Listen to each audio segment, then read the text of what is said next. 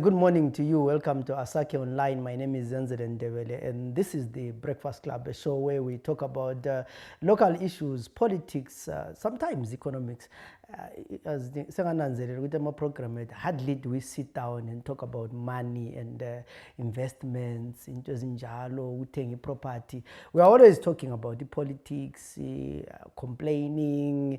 I think in the next few weeks, we may discuss vital businessmen, creating wealth. You know, people are talking about generational wealth, but getting up, it's survival, hand to mouth. But that's the show where we talk about things that happen in our community. And today we'll be talking about those things that are happening in our community. Last week, I think a few past days, we have had so many calls, people parking. You remember a few months ago, TTI is parking, what the concept is all about, and the controversies. I think a lot of people have gone past the issue of being anti-parking, but now they also have other issues that they feel they want to be addressed. And the issue of clamping as motor last week, with prepaid parking, when do you claim? Those are the issues that we want to talk about today, and we've invited Umelisa Mabeza, who is the PR officer for TTI, and which person with TTI Ulizwe Mabuzu, which sees how can we make this project, the parking, to be smooth, to be convenient, to actually make it easier for the motoring public to be town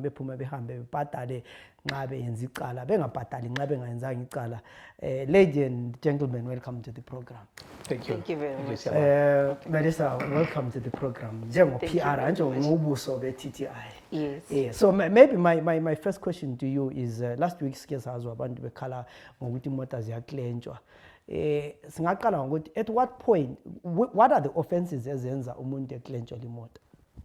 Okay, thank you for the opportunity. Okay, what I can say is what happened last week, most of our motorists were being claimed for not displaying their ticket, which is one of the offenses that we have in our statutory instrument. So apparently it was a drive that was done last week, and it's something which is still ongoing, but we urge our motorists to work with us on this one, because we have a mandate to decongest the city, and we also have a mandate to make sure that we don't have cars parked illegally in town. So it was one of the drive that came about where we realized that we have 70, if not 80% of motorists that are not paying for parking. We have 3/4 that are not complying. So we are trying to urge them to park properly on our parking base. They pay for their parking. Our parking is prepaid. They park, pay, and display their receipts. So parking is prepaid. Yes. Meaning ngingafika akumelanga. So what you are saying is that akumelanga ngichiye imota yami nsithi ngizabuyangibhadala. That's what we mean by prepaid. But we are having a situation whereby we're allowing our motorists, we're giving them 2 hours to pay for their offense, then we can release them. But after 2 hours of not paying, we have the mandate to tow away the car. So 2 hours later, or each way, unless they are giving me 2 hours after you've claimed. So from what we're hearing, there were 2 major complaints. Urank marshal always parking marshal ubengekho kumbe abantu besithi hayi mina bende $20 but bengela change ngatshela umarshal ngathi ngivuka yadinga change ngathi ngiphenduka ngathola imota siklenjiwe. Okay, like I said, we have almost 80% of people who are not complying with our parking. So what we did is, like I said, also it's a drive, because we are trying to run away from people not complying with our with the bylaws and with our mandate, because we were given this mandate by City Council. So by running away, we have an issue whereby people are complaining about change. Our parking marshals, they have a float that we release every day.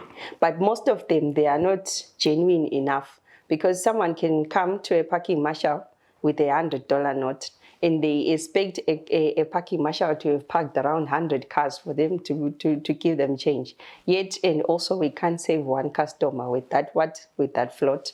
So we're urging our motorists to come with at least loose monies to pay for their parking, because now it's known that we are in a parking zone. So we are trying to run away from that scenario whereby the motorists are not paying for parking. Chairman, ngifuna ukuthi ngizwe sibili ukuthi ngimzwisise kahle lapha uPR ukuthi what you guys are saying is that akumelanga ngipake imota ngiyichiye ngingabhadalanga. Yes, ngiyabonga leli thuba Ndebele. So into esigcizelelayo akubekayo uSisimelisa kunjalo khona. Ungananzelela imota bese sigcwele edrobheni. And emehlweni ka City Council abantu abaningi sebenjani sebephaka, kodwa like uMelisa is saying only 20 to 30% of those people ibathi benjani bebhadala. Abanye laba kababhadali sekule slogan sokuthi hayi faka ku account lokho besenza njalo ngobuningi babo. Ngakhuluma kanje kathesi unpaid parking fees, they are sitting on more than $200,000. So abantu abanjani abalokho befaka kuma account bengabhadali. Kodwa uMelisa nje besithi umthetho the clamping and tow away bylaws of the city of Bulawayo alama offenses alistiweyo vele. Amongst those offenses ile yakuqala khuluma ngayo ukuthi you need to park and display your parking ticket. Awuvunyelwa ukuthi imoto abayigese emgwaqweni, awuvunyelwa ukuthi ulungisele imoto emgwaqweni omakanika sebelungisele imoto kuma parking bay, awuvunyelwa ukuthi ufike uparke uqamalazele umgwaqo. You are not allowed to park within 6 meters from ekhoneni, for example. Awuvunyelwa ukuthi uparke imoto maybe kuma ambulance bay, kuma loading bays, kuma taxi bays, kumbe any yellow marked bay, let me put it that way. Wonke lawa ngama offenses alistiweyo, amongst them kuyile esikhuluma ngayo. So we are not only claiming for that one. Abanye baclaim ukuthi banyathela imizila, abanye baclaim ukuthi they are obstructing traffic, abanye bagesa imoto etown, abanye ngabalungisa abakanika imoto edrobheni, abanye ngabangadisplay ngama parking desk. So we are saying let's do a blitz ukuthi let's get people to comply with these bylaws ukuthi sikwazi ukusebenza. But thina into ebisichaka kakhulu ukuthi abantu bebengasanjani bengasabhadali, sebegcwele edrobheni bethemba ukuthi asinjani asibhadali. Sithi hayi no, let's enforce umthetho njengoba njalo. Umthetho uthi park, pay and display. Nga ungayenzanga njalo uba secaleni. Bese sithi futhi thina khona lapho kundaba lena le clamping usuklentshiwe, you have got 2 hours to come and pay for that offense ne clamping fee yakho. Kungenjalo we are exercising again umthetho othi after 2 hours imoto enjalo emele njani ithwale isiwe impound yard. So asili labantu njalo we are not in a drive to say ukuthi we want to make clamping money. No, thina our mandate is to park but to enforce compliance. Yikho libona kule enforcement. Enforcement is trying to make people comply. Abantu abayekela ukuthi siwe ngama repeat offenders. Asithi into nxa sibona ukuthi ayilunganga singayenzi ngoba TTI is not happy ukuthi bilokhu njani isiclaimba. We would love to come and sit with you Babu Ndebele City. Today there's not even one car claimed because ubonga benjani belandela imithetho yonke. Thina kwethu ukuthi silandele imithetho njalo sinjani si collect a parking revenue. Maybe a follow-up question yami khona ukuthi any one of you angayiphendula ukuthi okay, what is the grace period yokuthi umuntu nxa engaphakanga engadisplay i-parking uyanikwa yini ticket or from ungadisplay parking vele clamping straight akula ticket that you can pay after a week or after a few days? Ngombuzo omuhle ngicela ukubamba Melissa. Into besiyenza besibanika vele abantu amatiketi ebengabhadalanga sibafaka ngapha kwi-system. But iproblem yakhona ukuthini sokuyinhlala yenza sokuyinjwayelo laphana we are altering time to understand ukuthi i-parking njani, but we are now seeing ukuthi people are not responsible benganjani singaphoqelanga ukuthi babe njani babe responsible. Hence you see sithi you know what, as apply umthetho njengoba njani unjalo. So ngikhuluma nge-200,000 or so of unpaid parking fees, imali engabhadalwanga kusukela ngabo nxa ngaphazamisa mhlambe ngabo April kuze kufike khathesi ngabantu abanjani aba-avoida i-parking. So now sesibona ukuthi nxa lokho sibavumela kusiba njalo balokhu babaleka bengabhadalanga. Kathesi ambe uyekhangela etown. What we want to tell you as of last week, the people who are parked in town, they are genuine payers. We've got almost 90% what compliance rate. Abantu ade begcwalisa idrobha labantu sebenjani sebalekile bashiya abantu abanjani ababhadalayo abahlonipha futhi ini imithetho yetown. And also maybe let me give you the statistics as well. Per day we can park easily about 7,000 or even 8,000 cars. Ezabe ziclaimthiwe is between 60 and 85. So percentage wise you'll see ukuthi we are talking of 8 to 10% or below that abantu ababenjani ababengacomplyanga. Most of our motorists ibulawayo sithanda ukubonga ukuthi ngabantu abanjani bayalandela umthetho. Abanye eyaphaka he literally looks for a marshal mayibhizi laphana amelele athi woza ungiseve so that comply. So from these statistics you will see ukuthi problem esinayo asekazulu wonke ngabantu abalihlekanyana alokhu befuna banjani balokhu nakhona kasibalwisi mhlawumbeni. You will ask a question next time with what kind of solutions can we put so that we are not in coalition cause, because at the end i-parking aswethu nasingu TTI ngekabani ngekazulu ngeyomphakathi kwamele sibone ukuthi kanti singasebenza kanjani kodwa yindlela nje singayibeka ngakhona Ndebele. Yeah, mele sambuye kuye lapha ukwakhuluma nge-change ukuthi ngabuza ukuthi no but it's not my duty ukuthi ngihambe ngithwele ama-dollar because when ku-business la uthi no it's not my duty ukuthi but we need to find a solution ngendaba ye-change ye-dollar. What is TTI, what are you doing to make sure that asitshona sixabana ngendaba ye-change leading to motors clench? Okay, as of now, issue change, it's a national crisis, as we all know. But as of now, we are working on maintenance packages. Uguti buildings that are in town, that have people working there, they can come and we do packages for them, even for individuals, to avoid them being in contact with our marshals, and also to avoid theft that is done by our marshals outside. So we have actually came to a conclusion, the packages will reduce the number of most of these complaints that the marshals are having. So we are urging the motorists to come and we do packages for them.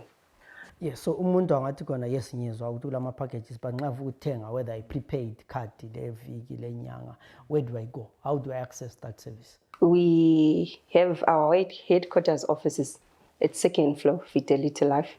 Then we can we can arrange the meeting, then we take up, then we can do packages for our motor estate. So it's something that even after this someone can go and yes. Okay.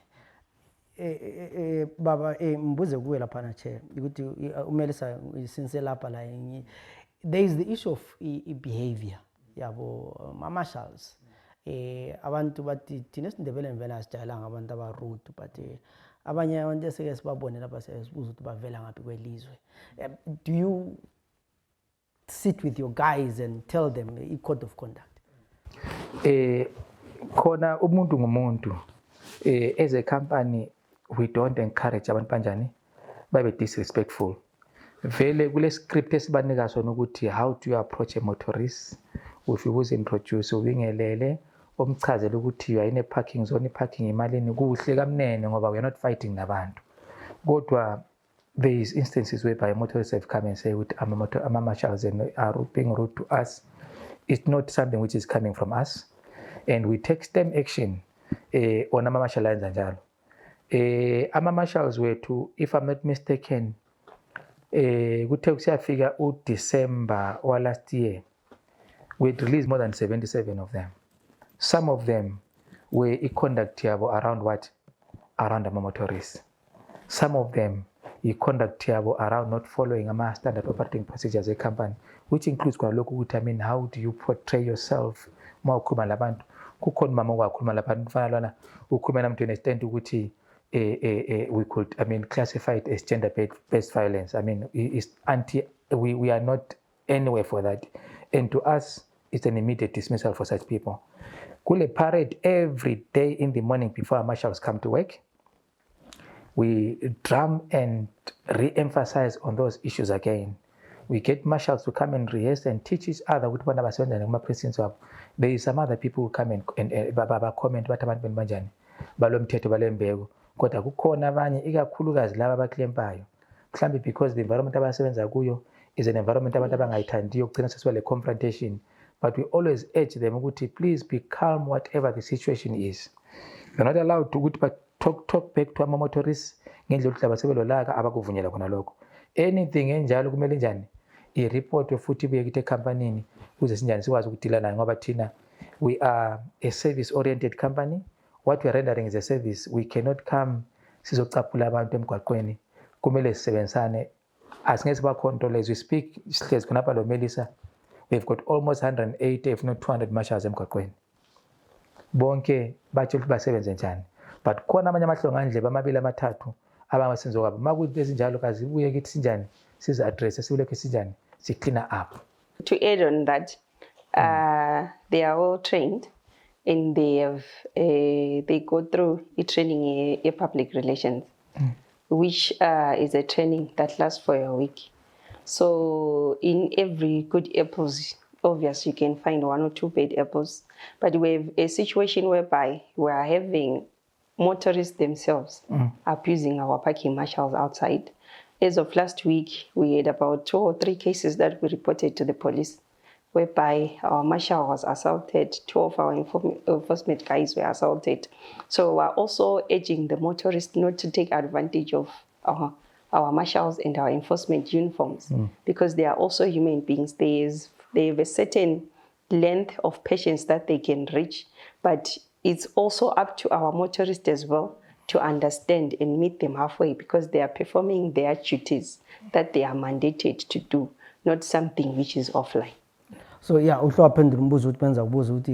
you've seen sometimes if it's not like everyone, all right, sometimes it's the motorist. But if I'm the client and saying Belenkinga Lomuntu TTI, where do I complain? Because I ngeke complain akumunye nalo hamba la and ayekumbona senithutsha le police sengimbopisile kumbe sengimchayile. What do we do?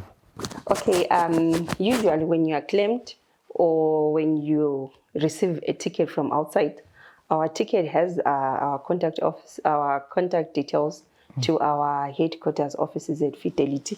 But for a quick response, you can call this number 078 98 4700, whereby you get an immediate response to your situation.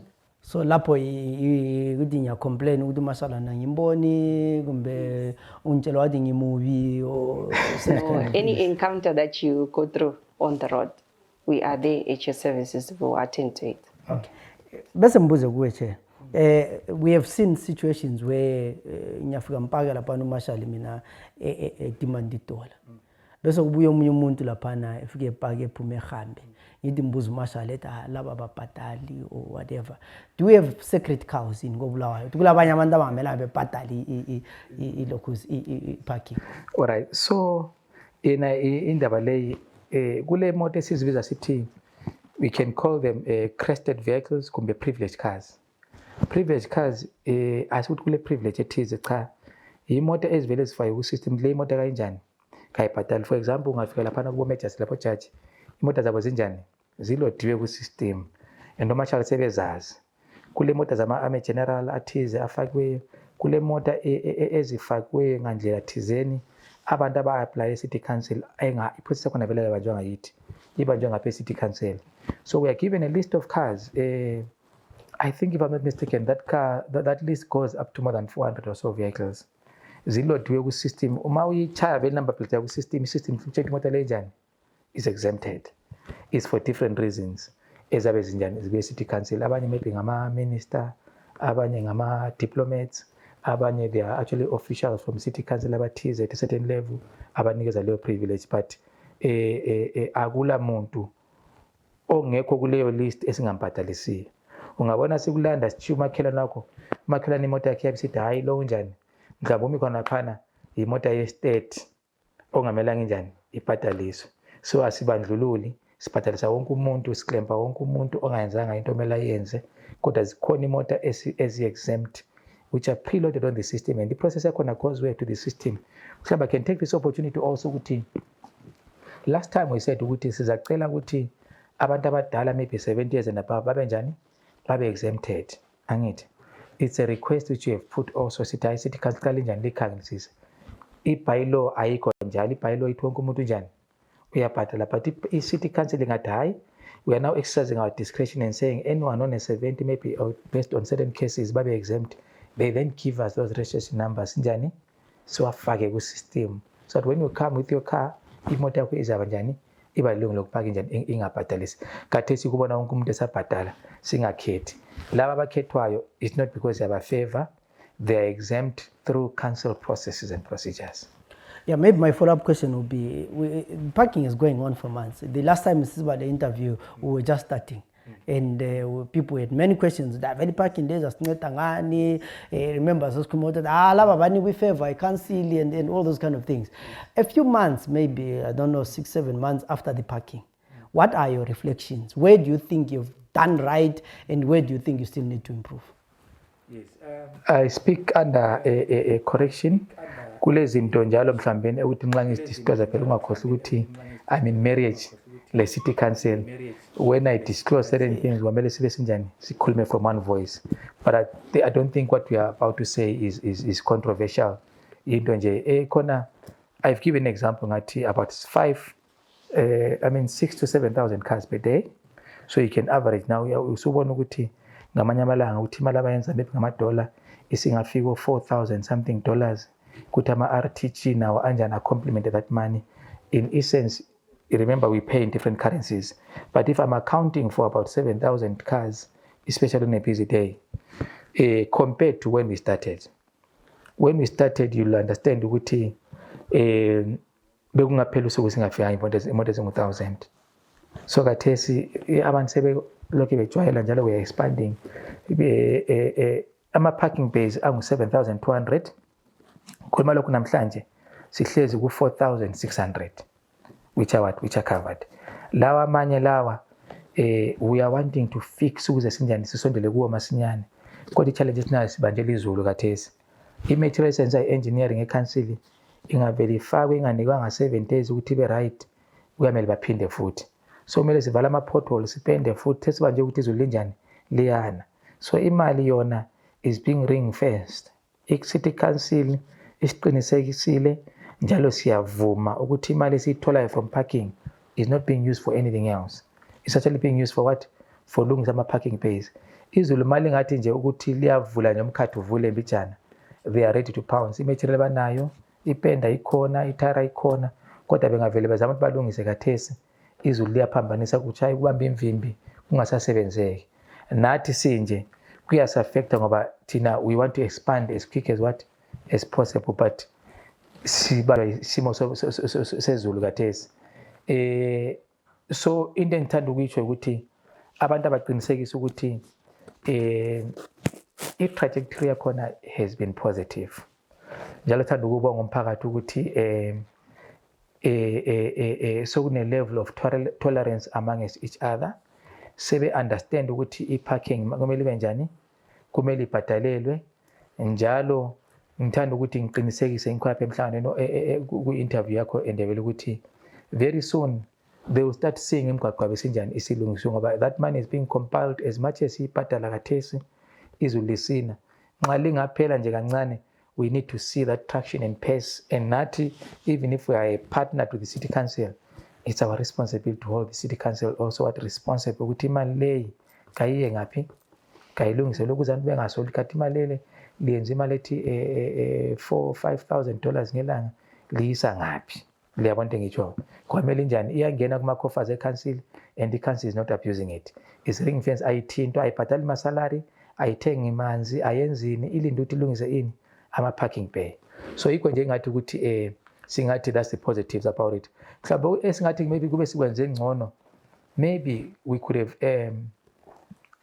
done the environment yaba ready kuqala before sinjani, before siqala. I'm sure it's a lesson which we are learning from this ukuthi it will have been nice ukuthi the environment ibe ready kuqala bese sinjani sesiqala.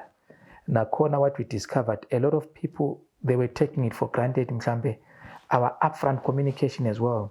Next time it must be what? It must be punchy and even more inclusive and robust. When the banjani bahambe ngento abahamba ngayo ngoba we discovered ukuthi abanye bagcina sebeyethukela ekucineni ekubeni lawo ama-communities mhlawumbe they were not effective, you never know ngoba sazama ukuthi communicate kodwa I'm sure ukuthi market only got the impact when they were supposed to pay. Mhlawumbe next time ama road show Melissa and a couple of initiatives whereby sihambe labantu ngoba at the end there is no parking without umphakathi. Umphakathi is the client. So being the client, TTI cannot be big-headed and think good when they are a law unto themselves. We can't be that. We can't be that. Hence we are saying any complaint umphakathi ongabunayo kayibuye will try our level best njani si resolve. So mhlambe yikho lapho engathi silungise khona kodwa ngibuye ngithi futhi itender le esayiphiwayo thina asothende ukulungisa imigwaqo. Ithenda kube senjani sizocollector assume ukuthi imigwaqo isi-red angithi. So mhlambe next time we'll say ukuthi makusibamphisa njalo asithi whoever you contract wahlala limneke lesimoto ukuthi ayenze environment ibe njani ibe red kumbe linikwe omunye alungise environment ukuthi mabengene bonke simultaneous kube njani kube right kodwa hayi in a nutshell we can't complain. We can see ukuthi abantu sebejwayele ukuthi babhadale. Ngithe mina kathesi as I speak 85 to 90% people we are finding in town banjani bayabhadala abangabhadaliyo sebephumele ngaphandle because of this clamping exercise. So sicela ukuthi njani bajwayele ukuthi hayi let's comply and I want to dispel the myth yokuthi uTTI usefuna i-clamping revenue because inengi kulani kule parking cha. I-clamping revenue is not supposed to be like it's just a corrective measure to say guys can you please comply. Tina our mandate is to say out of 10,000 people abapakileyo let more than 90% of those people bebelandela umthetho. That's all we need to do. Lokho kunye lokho clamping is just enforcement. Kambe sesingahlala si-enforce sonke isikhathi madoda ukuthi abantu khona umuntu engabotshwa belokhu siba repeat offender lokho ephinda akwenziwa njalo antu the fine is to actually cause ukuthi uzicorrect ube le remedial action into le ngayiphinda iza njani iza ngifake ecaleni kangingayenzi ngiqhubeke njani ngipake lapho kumele ngipake khona and umeli sasekhulumile ngiyaxoxa ubana ngidonse sizwile isikhalo zabantu siyasizwa hence sithi ama packages asengathengiswa. We wanted to say ukuthi as much as umeli sabe senzelwe vele ama big corporate abantu abasema-ofisini amakhulu sebeqala ukuthi bayathenga and those packages they come at a discount. We will come with official communication. See launch officially within 2 or 3 weeks. We will have a big launch so that people can actually have a catalog of what they can actually buy from. So the 1 month package, 2 weeks package, the 1 week package. Those packages come with discounts. Without preempting, a 1 month package you can gain up to 30 or above % discount for paying a package here 1 month. Angithi kuthi le 2 weeks u12 nayo kunikeza a certain level of discount but i-1 month package basiya izibalo zethu iyabonisa ukuthi umuntu angafika even up to 35% what discount of what they are paying and we are willing to say let those be available and alleviate the situation ye change i-situation ebhayi kulama contract nama marshal ngiyamdinga kangimtholi nxa usubhadele you won't even to worry about display ticket. It's now the marshal's responsibility. Engafika chaya imoto yakho uyahla print any receipt ayifake wethu khona kawukho ngoba imoto injani ibhadela abe sokufakela iticket lakho. And also stand we encourage abantu ukuthi yes we want people to pay in forex but because we are in a multi-currency system and you'll understand, I'm sure you see that if EcoCash is offline for just 2-3 hours there's a lot of inconvenience nationwide. We are also heavily reliant on EcoCash as well. Those abangela change and those abahlule ukuthi banjani access foreign currency kule there is 3 more payment options abangawenza. You can come and pay in EcoCash every marshal pay merchant code yethu. You can come and pay nge-Zipit Smart.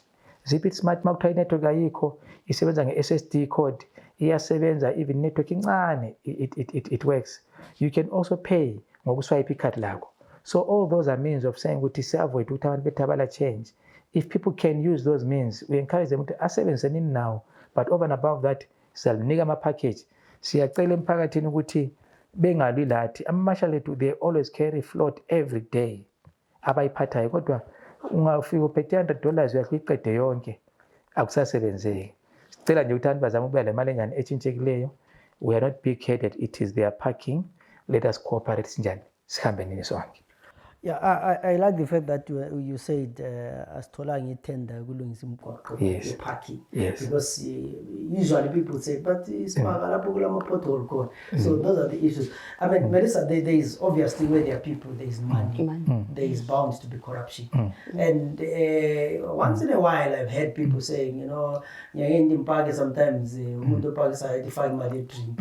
You know, how do you deal with such issues? How do you make sure ukuthi angifiki impakane umuntu itola esifaka imali esikhwameni engafaki ticket? Okay, like I said before, where there are good apples, there are bad apples. But at work, we have our compliance guys who are there to watch over all the happenings that are outside. Like he said, we had about 77 in December that we dismissed.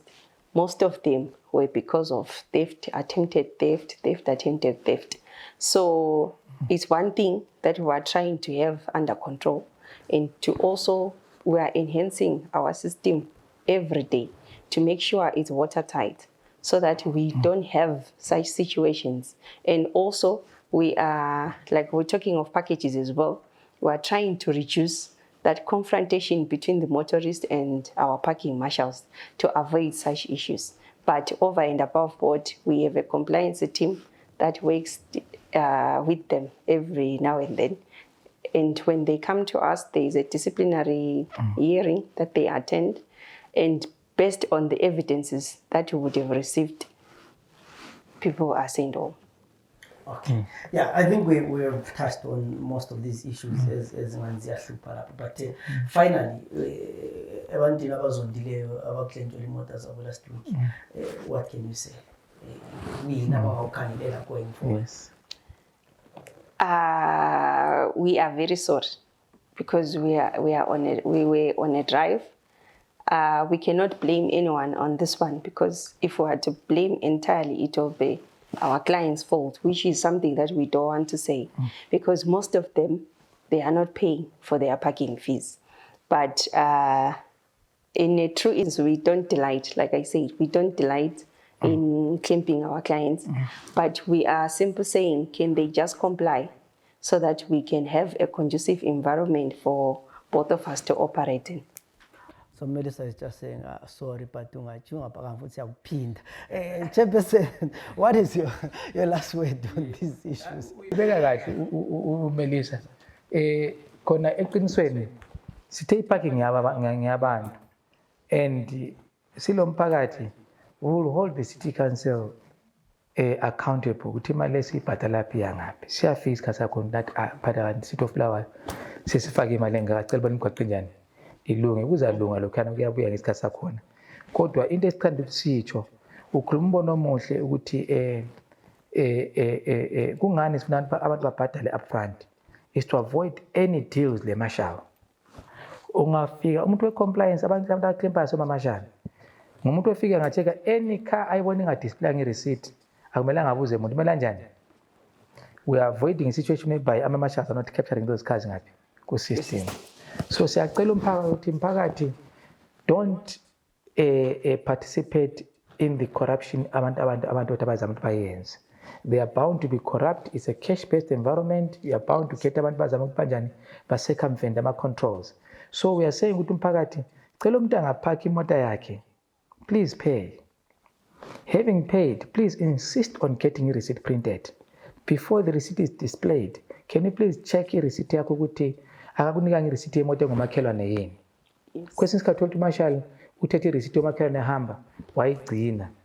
Uthi nxa ungabhadala afake yena kwesingathi ubhadele kanti imali seyifika ngaphi esikhwameni. Check ukuthi inumber plate ngekabani ngeyakho.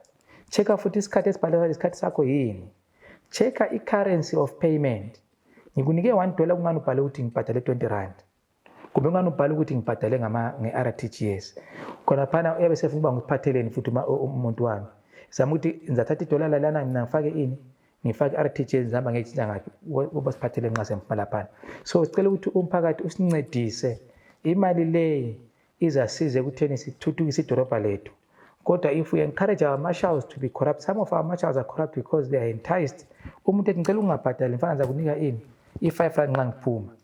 Liyabona? But now this exercise we are doing is also meant to to mitigate that risk ukuthi ungabe negotiate negotiate marshal ubhatala marshal sawuclaimpa onidila kule marshal asingeni kiyo liyabona ngitsho so yikho nje singacela ukuthi sibambisane report anyone who wants to uthi umbhatale ini ibribe report anyone who wants to negotiate with you uthi angakwenzela noma ngakwenzela ifavor bani sitshele ukuthi kulo muntu omunje so that we can read the system from abantu abanjani abangamahlonga ndlebe ngiyabonga Siyabonga. I think people have had those issues, but Melissa, the last thing that I want you to do, can you repeat the number of complaints? Because that's where most people will be wanting to call with the WhatsApp number. Yes, okay. WhatsApp. So the number is 078 9847 333 000. Yes. Okay, so in number 078 9847 000. In number, most people should use it. If you have any complaints of things that you don't understand, I'm hoping that it will be. Actually, but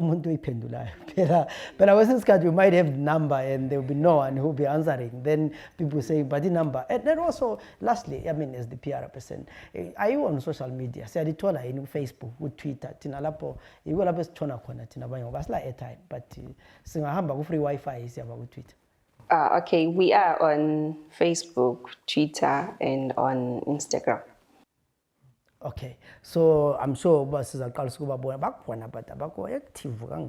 so I'm sure going forward is motors or whatever is there. So I'm sure you can also find them on social media, because I think it is important that we interact in these platforms. We say out the issues that we think need to be corrected, and where we think also with TTI city local, because the only thing that we have these guys here. We are past Baham.